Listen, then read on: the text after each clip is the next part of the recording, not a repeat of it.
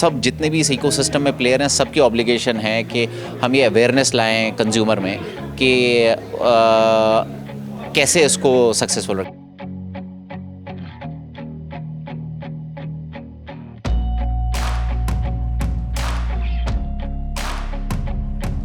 आज भी success rate of UPI is very very much better than जो मैं बाकी इंस्ट्रूमेंट्स का देखता हूँ सक्सेस रेट।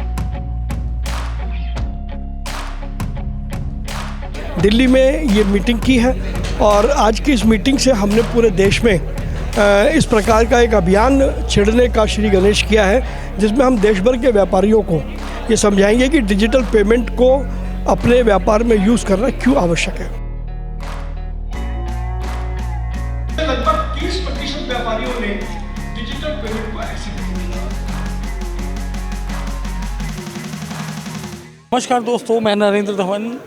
चलिए आज हम आपको लेकर चलते हैं दिल्ली में होने जा रहे एक सेमिनार के अंदर। जो सेमिनार है डिजिटल पेमेंट के ऊपर, डिजिटल पेमेंट्स की एक्सेप्टेंस और इसको लेकर जो चैलेंजेस हैं उसको लेकर आज कैट यानी कि confederation of all India traders द्वारा एक सेमिनार का आयोजन किया जा रहा है, जिसके अंदर पेटीएम, मास्टर कार्ड और कई संस्थाओं के जो ऑफिशियल्स हैं वो अपने अपने विचार व्यक्त करने जा रहे हैं। तो चलिए दिखाते हैं आपको कि क्या कुछ होने जा रहा है इस सेमिनार के अंदर। प्रवीण जी पूरे कार्यक्रम के बारे में, इस सेमिनार के बारे में बताएंगे। देखिए, जिस तरीके से देश में डिजिटल पेमेंट का अडॉप्शन सरकार करने जा रही है, अभी डिजिटल ई-रूपी भी सरकार ने शुरू किया, उससे साफ दिखाई देता है कि प्रधानमंत्री जी के नेतृत्व में सरकार इस बात के लिए प्रतिबद्ध है कि देश में नगद कम से कम यूज़ किया जाए। उसके लिए डिजिटल पेमेंट का एडॉप्शन और एक्सेप्टेंस करना ज़रूरी है।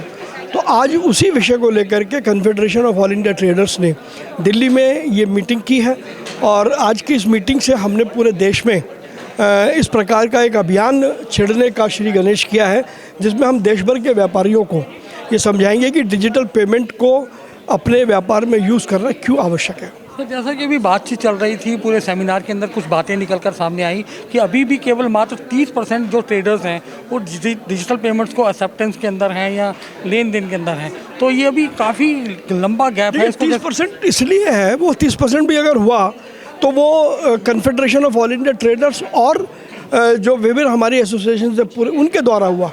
सरकार ने किया तो सही, लेकिन सरकार ने उसके लिए कोई अवेयरनेस कैंपेन नहीं चलाया। तो हमें कहीं ना कहीं अवेयरनेस कैंपेन ज़रूर चलाना होगा। कन्फेडरेशन भी चलाएगी और हम सरकार से भी अनुरोध करते हैं कि सरकार भी इसको लेकर के पूरे देश में यदि अवेयरनेस कैंपेन चलाए तो एडॉप्शन का रेट बहुत तेज़ी से बढ़ सकता है। सबसे बड़ा चैलेंजेस क्या है सर डिजिटल पेमेंट एक्सेप्टेंस? देखिए, क्योंकि डिजिटल पेमेंट पर जो ट्रांजैक्शन चार्ज लगते हैं वो सबसे बड़ा चैलेंज है।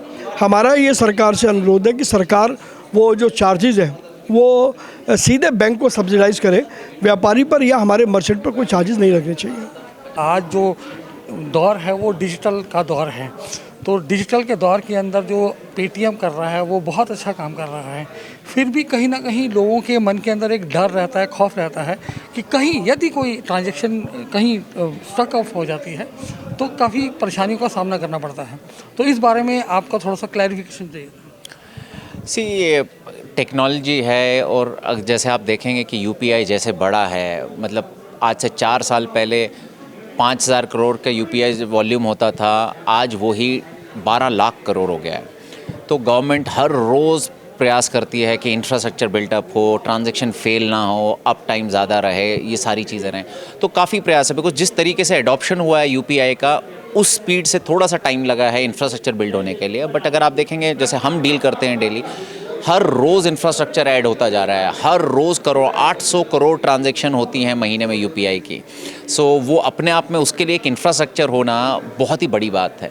तो गवर्नमेंट भी, हम भी एज अ कंपनी, बिकॉज हम भी उसमें प्लेयर हैं यूपीआई में, तो हम भी यही देखते हैं कि कंज्यूमर का पैसे का सेफ्टी हो, ट्रांजैक्शन फास्ट हो, सक्सेसफुल हो और सेफ्टी हो। हमारा यही इस पे प्रयास रहता है कि इन चीज़ों पे हम हमेशा रहें। हम अब अवेयरनेस ला रहे हैं, कंज्यूमर्स में काफ़ी काम कर रहे हैं, उसमें काफ़ी फ्रॉड होते रहते हैं due to lack of awareness.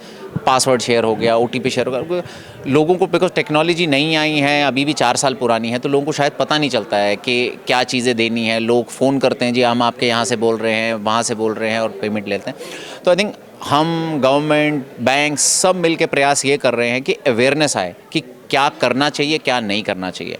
मतलब अगर आपको कोई फ़ोन कर रहा है जी आपका बिल कनेक्शन कट जाएगा और आप अभी जल्दी मेरे को आप अपने ऐप में जाने दीजिए और पासवर्ड शेयर कर लीजिए, OTP शेयर कर लीजिए। तो आई थिंक ये चीज़ें ना हम सब जितने भी इस इकोसिस्टम में प्लेयर हैं सबकी ऑब्लिगेशन है कि हम ये अवेयरनेस लाएं कंज्यूमर में कि कैसे इसको सक्सेसफुल रखें। बिकॉज कई चीज़ें ऐसी हैं जो आप कितनी भी टेक्नोलॉजी लाएं, अगर किसी ने पासवर्ड OTP शेयर कर लिया तो उसका कोई सोल्यूशन नहीं है। उसका खाली सोल्यूशन है नॉलेज लाना और अवेयरनेस लाना। तो आई थिंक हम सब मिलके इस पे, मैं आपको ही बोल सकता हूँ बिकॉज हम बहुत ज़्यादा गवर्नमेंट के साथ डील करते हैं इन चीज़ों पे और काफ़ी ज़्यादा फोकस है इन चीज़ों पे आए। तो आज भी success rate of UPI is very very much better than जो मैं बाकी इंस्ट्रूमेंट्स का देखता हूँ सक्सेस रेट, तो वो है।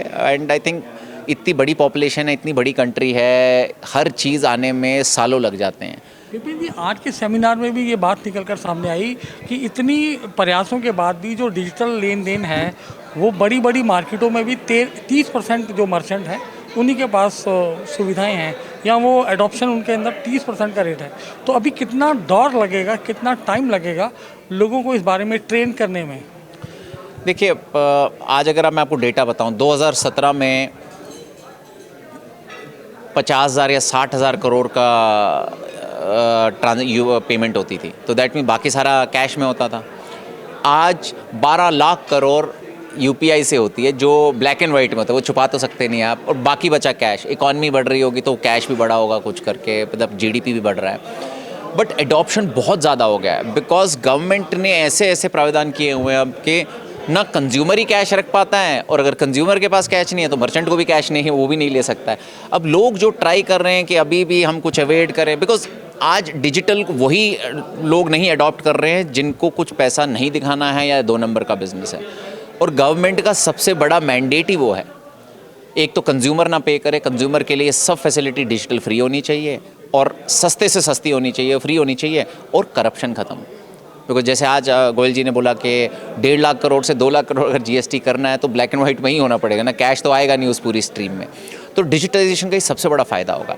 और जैसे मैंने बोला पहले भी कि इस चीज़ को आप रोक नहीं पाएंगे बिकॉज 150 करोड़ लोग हमारे हैं, वो अगर कैश नहीं देंगे तो आपके पास आप कितना भी कर लीजिए आप नहीं कर पाएंगे।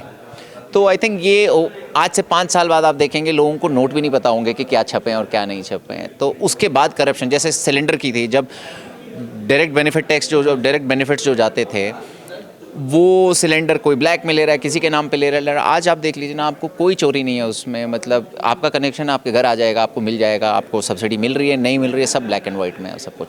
ये बेनिफिट सबको आएंगे, इवेंचुअली हम सबको बेनिफिट मिल रहे हैं। आज अगर हमें थोड़ा सा कम सस्ता लग रहा है सिलेंडर, वो इसलिए लग रहा है बिकॉज जो 5,000 करोड़ की चोरी हो रही थी वो सब में अब वो नहीं हो रही है, तो गवर्नमेंट वो बेनिफिट वापस आपको ही पास ऑन करेगी। बहुत बहुत धन्यवाद sir. Thank you very much, thanks a lot.